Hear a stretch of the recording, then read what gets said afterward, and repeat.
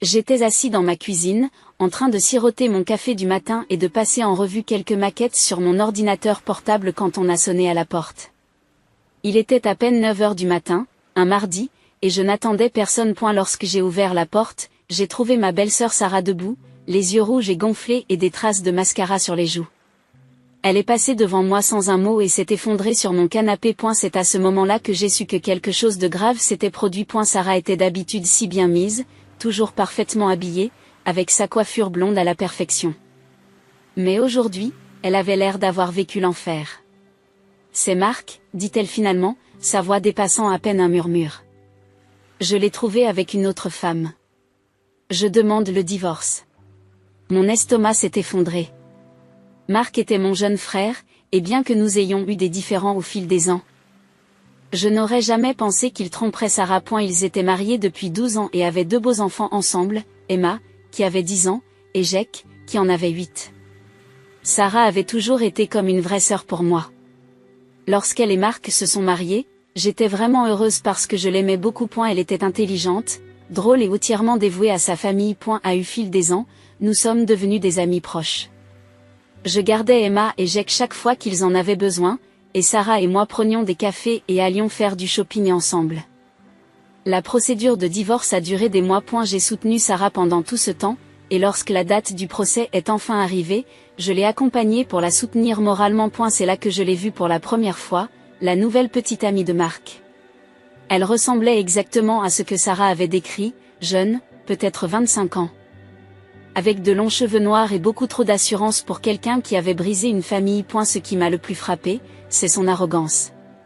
Alors que Sarah était tranquillement assise avec son avocat, cette fille n'arrêtait pas de chuchoter bruyamment à Marc et de lever les yeux au ciel chaque fois que l'avocat de Sarah prenait la parole. Elle a agi comme si tout cela était indigne d'elle, comme si elle faisait une faveur à tout le monde en se présentant. Le juge a donné raison à Sarah sur presque tous les points. Marc a dû lui donner la maison, payer une pension alimentaire pour les 2 enfants et prendre en charge leur assurance maladie. J'ai vu son visage se décomposer à l'annonce de chaque décision. Sa petite amie avait l'air énervée elle aussi, se rendant probablement compte que Marc n'était pas aussi à l'aise financièrement qu'elle le pensait. Après l'audience, Marc a essayé de me coincer dans le parking du tribunal. « Rachel, il faut que tu comprennes quelque chose, a-t-il dit en se passant les mains dans les cheveux. Je suis amoureux, vraiment amoureux. J'espère que tu peux le voir et le comprendre. » Je l'ai regardé, debout, dans son costume froissé, l'air désespéré et pathétique. « Marc, je ne te condamne pas pour ce que tu as fait. Mais je ne comprends pas non plus, tu as eu une belle vie. » Il a hoché la tête comme si cela suffisait et est parti avec sa petite amie, qui se plaignait déjà bruyamment de quelque chose sur son téléphone. Une fois le divorce prononcé, j'ai passé plus de temps avec Sarah et les enfants. Nous dînions ensemble le week-end, j'aidais à faire les devoirs, et parfois nous nous asseyions et parlions pendant qu'Emma et Jake jouaient dans le jardin. Cela me semblait naturel, comme si nous étions en train de devenir notre propre petite unité familiale. 2 mois se sont écoulés tranquillement. Je commençais à m'habituer à notre nouvelle routine lorsque Marc s'est présenté à ma porte un samedi matin. L'air nerveux et agité. « Rachel, j'ai besoin d'avoir une conversation sérieuse avec toi », m'a-t-il dit. Je nous ai fait du café et nous nous sommes assis à la table de ma cuisine. Il n'arrêtait pas de remuer sa tasse et ne me regardait pas dans les yeux. « Je me suis mariée, dit-il soudain, la semaine dernière. C'était juste une petite cérémonie au palais de justice. J'ai failli m'étouffer avec mon café. »« Mariée ? Vous ne l'avez dit à personne ? » ?»« Nous n'avons invité personne, pas même papa et maman. Jessica voulait que ce soit privé. » Jessica, c'était donc son nom. Félicitations, je suppose. Marc avait l'air malheureux. C'est ça le problème, Rachel. Jessica n'est pas heureuse, elle déteste que nous vivions dans ce minuscule appartement de location. Elle dit que c'est indigne d'elle. J'ai haussé les épaules. Ça me semble être ton problème à résoudre. En fait, j'espérais que tu pourrais nous aider. Il s'est penché en avant. Sa voix devenant suppliante. Pourrions-nous rester ici pendant un certain temps ? Jusqu'à ce que j'économise assez d'argent pour nous acheter un endroit convenable ? Peut-être 6 mois, au maximum. Je l'ai regardé fixement. Tu veux emménager ici ? Avec elle? S'il te plaît, Rachel, je suis désespérée. Jessica fait de ma vie un enfer avec cette histoire d'appartement. Si nous pouvions juste rester ici temporairement, je pourrais mettre tout mon argent pour économiser en vue d'un versement initial. L'idée m'a donné la chair de poule. Je n'aimais pas sa petite amie depuis le moment où je l'avais vue au tribunal, et l'idée de l'avoir chez moi me donnait envie de hurler .de+, cela signifierait que Sarah ne pourrait plus venir chez moi, et je n'étais pas prêt à abandonner ma relation avec elle et les enfants. Je ne pense pas que ce soit une bonne idée, Marc, ai-je dit. Son visage s'est décomposé. S'il te plaît, réfléchis Y. Je t'appellerai plus tard. Après son départ? J'ai essayé de me remettre au travail, mais je n'arrivais pas à me concentrer. 1 heure plus tard, mon téléphone a sonné. C'était ma mère. Rachel, chérie, Marc nous a parlé de sa situation, dit-elle sur le ton qu'elle utilise toujours lorsqu'elle s'apprête à me demander une faveur. Ton père et moi pensons que ce serait merveilleux si tu pouvais les aider. Maman, tu ne comprends pas? Nous comprenons, ma chérie. C'est l'occasion pour toi d'aider ton frère à consolider son nouveau mariage. Jessica est une fille adorable, et elle a juste besoin de temps pour s'adapter. Avoir un environnement familial stable les aiderait vraiment tous les deux. Mon père a pris le téléphone. Rachel, la famille aide la famille. Marc a fait des erreurs, mais il essaie de faire mieux maintenant. C'est ta chance d'être la personne la plus importante. Ils ont continué à parler, m'assaillant de discours sur la culpabilité et les obligations familiales. Je me suis sentie épuisée par leur persistance. J'ai fini par dire, d'accord, mais seulement pour quelques mois. Ma mère s'est empressée de me dire, oh, merci, chérie, tu fais ce qu'il faut. Après avoir raccroché, je me suis assise dans ma cuisine avec le sentiment d'avoir commis une énorme erreur. Mais il était trop tard. J'ai rappelé Marc et lui ai dit qu'il pouvait emménager. 1 semaine plus tard, j'étais assise dans mon salon et je travaillais à la conception d'un logo lorsque j'ai entendu un camion s'engouffrer dans mon allée. Par la fenêtre, j'ai vu Marc sauter du siège passager d'un camion de déménagement, suivi de Jessica. Elle portait des jeans de marque et des talons hauts, ce qui n'était pas du tout approprié pour un jour de déménagement, mais cela semblait être son style. Le camion était énorme.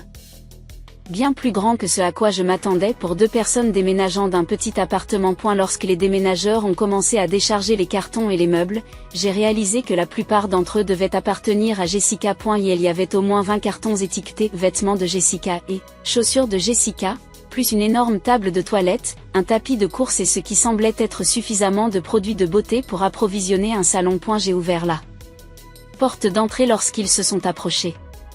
Marc avait l'air nerveux et en sueur, tandis que Jessica marchait derrière lui comme si elle inspectait une chambre d'hôtel. Et Rachel, dit Marc en me serrant maladroitement dans ses bras. Merci encore pour tout ça. Jessica est passée devant moi sans même reconnaître mon existence. Elle est entrée dans ma maison comme si elle en était propriétaire, ses talons claquant sur le parquet. Jessica, l'appela Marc. Voici ma sœur Rachel. Elle s'est retournée et m'a regardé comme si j'étais quelque chose de collé à sa chaussure. Bonjour, dit-elle platement, puis elle retourna immédiatement à l'examen de mon salon. Je l'ai regardée avec étonnement se promener dans ma maison, ouvrir les portes et jeter un coup d'œil dans les pièces comme si elle cherchait un bien immobilier. Elle est montée à l'étage sans demander, et je pouvais entendre ses talons claquer là-haut. Jessica est redescendue quelques minutes plus tard, l'air satisfait. J'ai aimé la chambre principale, a-t-elle annoncé. Celle avec le dressing. C'est là que nous dormirons. J'ai ri, pensant qu'elle plaisantait, c'est en fait ma chambre. Je n'ai pas l'intention de déménager. Jessica a haussé les épaules comme si ma réponse n'avait aucune importance. Eh bien, je veux cette chambre. C'est la plus grande et c'est celle qui a le plus d'espace dans les placards. Je l'ai regardé fixement, attendant que Marc dise quelque chose. Mais il est resté planté là, l'air mal à l'aise. C'est à toi de régler ces problèmes, ai-je dit en utilisant les mêmes mots que ceux que j'avais employés avec Marc tout à l'heure. Je vais faire du café. Je suis entrée dans la cuisine, ayant besoin d'un moment pour digérer ce qui venait de se passer. Derrière moi, j'entendais Marc et Jessica chuchoter furieusement dans le salon. Quelques minutes plus tard, j'ai entendu les talons de Jessica monter les escaliers. Lorsque je suis ressortie avec mon café, Marc était en train de demander aux déménageurs de transporter les cartons dans l'une des plus petites chambres de l'étage. Tout va bien ? Demandai-je. Très bien, dit-il, sans croiser mon regard. Jessica a juste besoin de temps pour s'installer. Les déménageurs ont fini de décharger vers l'heure du dîner. J'ai commandé une pizza, pensant que ce serait un premier repas facile à faire ensemble. Lorsque la pizza est arrivée, j'ai appelé Marc et Jessica à l'étage pour qu'ils viennent manger. Jessica est descendue en portant d'autres vêtements. Apparemment, elle avait déjà déballé toute sa garde-robe et s'est assise à ma table comme si elle me faisait une faveur. Alors, dis-je en essayant de faire la conversation, Marc m'a dit que vous aviez eu un mariage au palais de justice. Cela a dû être agréable et intime. Le visage de Jessica s'est assombri. C'était horrible. Je voulais un vrai mariage avec des fleurs, une robe et des invités. Au lieu de cela, j'ai eu droit à 15 minutes dans un bâtiment gouvernemental moche. Marc avait l'air mortifié. Jessica, nous en avons parlé. Nous voulions que les choses soient simples. Tu voulais que ce soit simple, c'était l'emporter. Je voulais un vrai mariage. J'y voyais bien que c'était un sujet délicat, alors j'ai essayé de changer de sujet. Qu'est-ce que tu fais comme travail, Jessica? Je ne travaille pas en ce moment, dit-elle en picorant sa pizza comme si elle était contaminée. Je me concentre sur d'autres choses. Quel genre de choses? Elle a fait un vague signe de la main. Juste des choses. Marc gagne assez d'argent pour nous deux. J'ai jeté un coup d'œil à Marc, qui fixait son assiette. Étant donné qu'il payait une pension alimentaire et qu'il venait de perdre sa maison dans le divorce, je doutais qu'il gagne assez d'argent pour les goûts de luxe de Jessica. Après le dîner, j'étais sur le point de parler des règles de la maison quand Marc m'a soudain attrapé le bras. Rachel, je peux te parler dans la cuisine une seconde? Il m'a éloigné de la table avant que je puisse répondre. J'ai oublié de te dire quelque chose d'important. Jessica pense que cette maison m'appartient. Elle pense que je te laisse vivre ici par pure bonté d'âme.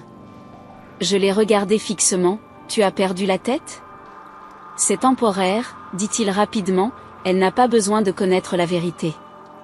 Dans quelques mois, nous aurons notre propre maison et cela n'aura plus d'importance.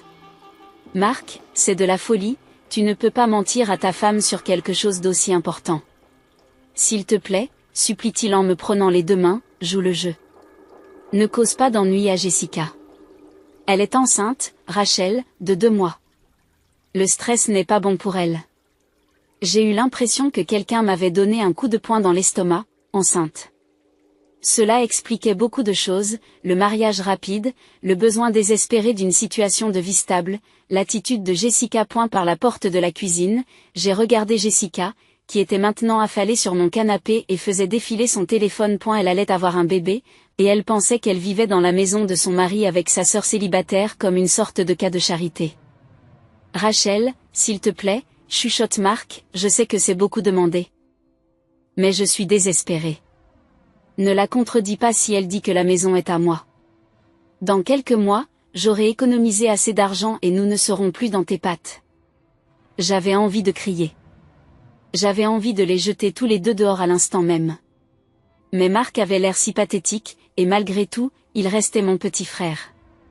D'accord, ai-je dit en serrant les dents, mais ça n'a pas intérêt à durer longtemps. Merci, a-t-il dit en me serrant dans ses bras, tu es la meilleure des sœurs. J'ai passé le reste de la soirée dans ma chambre, à essayer de travailler, mais surtout à regarder le plafond en me demandant dans quoi je m'étais embarqué. En bas, j'entendais Jessica se plaindre des chaînes du câble et de la pression de l'eau dans la douche. Vivre avec Marc et Jessica est rapidement devenu un cauchemar. Je travaille comme graphiste à domicile. J'ai donc l'habitude d'avoir mon espace et ma routine. Mais Jessica a complètement détruit tout sentiment de normalité dans ma maison. Marc partait travailler tous les matins à 7h30, et c'est à ce moment-là que commençait ma vraie journée. Jessica dormait au moins jusqu'à 10h, parfois 11h, puis descendait en pyjama de soie comme si elle séjournait dans un hôtel de luxe. Elle ne me disait jamais bonjour et ne me demandait jamais comment j'avais dormi. Elle se contentait de dévaliser ma cuisine, de se préparer un petit déjeuner et de me laisser le soin de nettoyer. Sa routine quotidienne était exaspérante. Après avoir mangé tout ce que j'avais acheté et préparé, elle s'installait sur mon canapé et regardait la télé-réalité pendant des heures. Le volume était toujours trop élevé et elle parlait à l'écran comme si les gens pouvaient l'entendre. Lorsqu'elle s'ennuyait devant la télévision, elle allait faire du shopping ou rendre visite à ses amis. Elle ne m'a jamais demandé si j'avais besoin de quelque chose au magasin, ne m'a jamais proposé de m'aider à faire les courses ou le ménage. Elle traitait ma maison comme son hôtel personnel, avec service de chambre gratuit. Je dépensais plus d'argent pour les courses et les services publics, mais Marc n'a jamais proposé de payer quoi que ce soit. Lorsque je lui en ai parlé, il m'a simplement dit qu'ils étaient à court d'argent en ce moment et m'a promis de m'aider bientôt. 2 mois après le début de cet arrangement, la grossesse de Jessica devenait de plus en plus évidente et son humeur se dégradait. Son ventre commençait à se voir et elle était devenue incroyablement exigeante sur tout point. Un matin, je me préparais pour une réunion avec un client et j'ai mis mon parfum préféré, un léger parfum floral que je portais depuis des années. Jessica est descendue, a pris une bouffée et a immédiatement commencé à avoir des hauts le cœur. Cette odeur est dégoûtante, dit-elle en se couvrant le nez de sa main. Je ne peux pas rester près de cette horrible fragrance, elle me rend malade. Ce n'est qu'un parfum, ai-je dit. Peu importe ce que c'est, tu ne peux plus le porter. L'odeur est mauvaise pour le bébé. Il faut que tu trouves autre chose. À partir de ce jour, Jessica se plaignait chaque fois que je portais un parfum. Elle a également commencé à m'interdire de cuisiner certains aliments, sous prétexte que les odeurs la rendaient malade. Un soir, elle m'a dit, plus d'ail, plus d'oignons, c'est trop fort. Ils sont trop forts. Ce sont des ingrédients de base pour la cuisine, ai-je protesté. Plus maintenant. Je ne supporte plus l'odeur. Je me suis retrouvée à cuisiner des plats fades et ennuyeux pour éviter qu'elle ne se plaigne. Mes factures d'épicerie ne cessaient d'augmenter tandis que ma qualité de vie diminuait. Le point de rupture s'est produit un mercredi après midi. Je travaillais dans ma chambre lorsque j'ai entendu sonner à la porte. J'ai regardé par la fenêtre et j'ai vu la voiture de Sarah dans l'allée. Elle avait amené Emma et Jake pour ce qui était devenu notre visite habituelle du jour de la semaine. J'ai sorti leurs livres de coloriage et leurs crayons, j'ai allumé la télévision sur une chaîne pour enfants et je les ai installés dans le salon. Je serai à l'étage pour travailler, mais appelez-moi si vous avez besoin de quelque chose. Jessica s'était plainte d'être malade toute la matinée et était dans sa chambre, la porte fermée. Je me suis dit qu'elle faisait la sieste et que les enfants seraient bien en bas pour quelques heures. J'ai travaillé pendant environ 1 heure.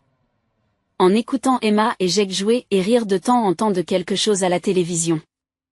Ils étaient des enfants tout à fait normaux, pas trop bruyants, s'amusant simplement. Puis j'ai entendu Jessica crier. Je suis descendue en courant et je l'ai trouvée debout dans le salon, le visage rouge de colère. Elle avait éparpillé les livres de coloriage des enfants sur le sol, et Emma pleurait tandis que Jake restait figé près du canapé. Qu'est-ce qui s'est passé ? Ai-je demandé. Jessica a pointé les enfants du doigt comme s'il s'agissait d'animaux sauvages. Ces petits garnements courent partout et crient depuis des heures. Ils perturbent mon repos. Ils ne couraient pas et ne criaient pas, ai-je dit calmement. Ils étaient juste en train de colorier et de regarder la télévision. Ils sont aussi stupides que leur mère, a craché Jessica. Tout comme Sarah, ils n'ont pas de cervelle. Il faut qu'ils partent tout de suite parce que je ne peux pas dormir avec tout ce bruit. Et j'ai besoin de me reposer dans mon état. Emma s'est mise à pleurer plus fort et Jake avait l'air effrayé. J'ai senti ma colère monter, mais j'ai essayé de rester calme. Tu es déraisonnable, ai-je dit. Ce ne sont que des enfants qui agissent comme des enfants. Les yeux de Jessica se sont illuminés de colère. Ne me dis pas que je suis déraisonnable. C'est aussi ma maison et j'ai des droits. Je vais en parler à mon mari. Elle est montée en claquant la porte de sa chambre si fort qu'elle a fait trembler les murs. Je me suis agenouillée et j'ai serré les 2 enfants dans mes bras, essayant de les réconforter. Je leur ai dit, ce n'est pas grave, elle ne se sent pas bien, c'est tout. Je leur ai préparé un goûter et je les ai laissés finir leur coloriage, mais l'ambiance était gâchée. Lorsque Sarah est venue les chercher 1 heure plus tard, je l'ai prise à part et lui ai raconté ce qui s'était passé. Elle a traité mes enfants d'idiots. Le visage de Sarah est devenu pâle de colère. Je devrais aller la voir tout de suite et lui dire exactement ce que je pense d'elle. S'il vous plaît, ne le faites pas, ramenez les enfants à la maison, je vais m'en occuper. Sarah est partie, mais je voyais bien qu'elle était furieuse. Ce soir-là, lorsque Marc est rentré, Jessica s'est immédiatement précipitée vers lui pour lui donner sa version de l'histoire. Ta sœur a délibérément amené ses enfants ici pour me déranger, lui a-t-elle dit. Elle sait que j'ai besoin de me reposer, mais elle les a laissés courir dans la maison. Marc m'a regardé avec déception. Rachel, tu sais que Jessica a besoin de se reposer. Pourquoi as-tu amené les enfants alors qu'elle ne se sent pas bien? Ils ne faisaient rien de mal, ai-je dit. Ils étaient tranquillement en train de colorier, point. Ce n'est pas ce que dit Jessica. J'avais envie de crier que Jessica mentait, mais je me suis souvenu de ma promesse de jouer le jeu de ses illusions. Au lieu de cela, j'ai pris Marc à part. Quand est-ce que vous déménagez tous les deux? Marc a eu l'air surpris par le caractère direct de ma question. Bientôt. J'ai juste besoin de quelques mois de plus pour économiser, point. Eh bien, faites-le plus tôt, ai-je dit. Parce que je ne veux pas que Jessica et son bébé vivent ici après l'accouchement. Marc a acquiescé rapidement. 2 mois, c'est promis. Juste 2 mois de plus.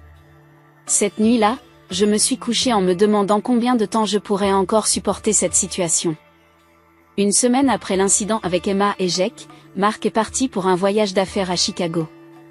Il était parti pour 5 jours, ce qui signifiait que je serais seule à la maison avec Jessica. Samedi matin.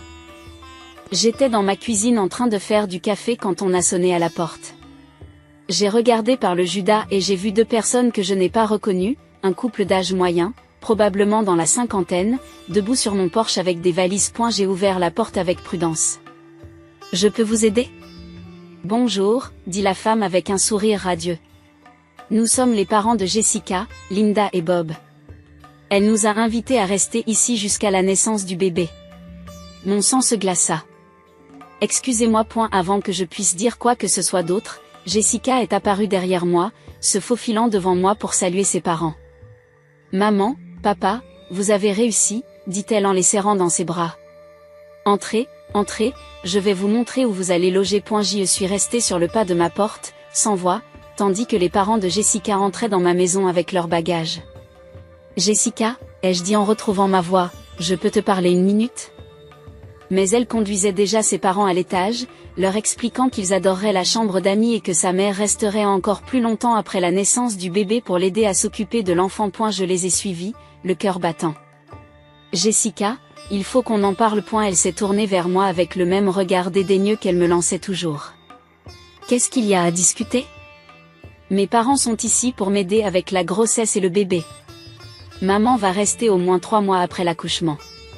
C'est à ce moment-là que j'ai perdu les pédales. Je suis désolée, ai-je dit à Linda et Bob, mais vous devez partir. Maintenant. Ils ont eu l'air choqués et confus, rassemblant leurs valises pendant que Jessica se mettait à me crier dessus. Tu ne peux pas mettre mes parents dehors, ce n'est pas ta maison. Je les ai accompagnés jusqu'à la porte et les refermés derrière eux. Par la fenêtre, je pouvais les voir debout sous mon porche. L'air ahuri. Jessica a complètement perdu la tête. Elle a commencé à agiter les bras et à crier à tue-tête. Vous vivez dans la maison de quelqu'un d'autre, a-t-elle crié. Cette maison appartient à mon mari. Tu n'es qu'une sangsue pathétique et solitaire de 40 ans qui n'a rien de mieux à faire que d'arnaquer son frère. Je me suis mise à rire, c'était plus fort que moi. Après des mois passés à me mordre la langue et à jouer le jeu des mensonges de Marc, la crise de Jessica me paraissait absolument ridicule. Sortez de chez moi, a continué Jessica en criant. C'est ma maison maintenant, sors d'ici. Je l'ai regardée, toujours en train de rire, essayant de me faire comprendre. Jessica a pris son téléphone et est sortie en courant.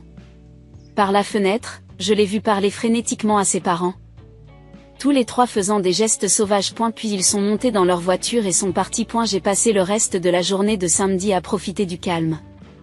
Pour la première fois depuis des mois, je pouvais travailler sans interruption, cuisiner ce que je voulais manger et regarder mes propres émissions de télévision. C'était un bonheur. Dimanche matin, on a de nouveau sonné à la porte. Cette fois, il s'agissait de 2 officiers de police, avec Jessica se tenant triomphalement derrière eux. Madame, dit l'un des officiers, nous avons reçu une plainte au sujet d'un squatteur qui refuse de quitter cette propriété. J'ai souri poliment au policier. A-t-elle fourni des documents prouvant qu'elle est propriétaire de cette maison? Non madame.